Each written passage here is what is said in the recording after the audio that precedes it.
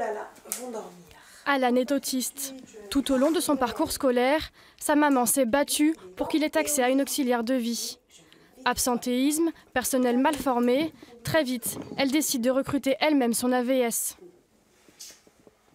Quand les enfants, il est autiste, il y a besoin de l'AVS. Oui, les enfants autistes, en général, ils ont besoin d'une AVS pour les aider. La seule chance que j'avais de réussir sa scolarisation, c'était de choisir moi-même son AVS et de la former. 2 mois après la rentrée, 1000 élèves seraient encore en attente d'une AVS en Haute-Garonne. L'année dernière, à la même époque, ils étaient 600. Dans cette école primaire, un enfant vient enfin d'obtenir une auxiliaire. Sa famille en avait fait la demande il y a 6 mois. Qu'on fasse une demande en avril et que la demande, après quand même des démarches récurrentes, n'arrive que fin octobre ou début novembre en l'occurrence, oui, c'est très particulier. Hein. Une situation mal vécue par les enseignants, difficile d'intégrer un enfant handicapé dans des classes déjà surchargées.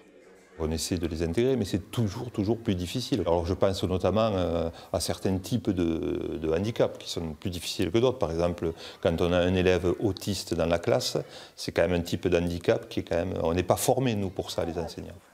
Le rectorat peine à anticiper les demandes, mais le métier d'AVS est aussi mal payé et peu considéré. Il n'attire plus. L'orfèvrier a dû s'occuper de 2 enfants en même temps, une tendance de plus en plus fréquente. On va essayer de mettre plus d'élèves en situation de handicap dans une même classe avec une seule AVS. Et pour nous, ça reste un accompagnement avec aucune qualité puisqu'on ne peut pas les accompagner convenablement. Les AVS demandent une revalorisation de leur statut. Un rassemblement est prévu demain à 15 h devant le rectorat de Toulouse. Et après, on fait comment? Ça pue, là ?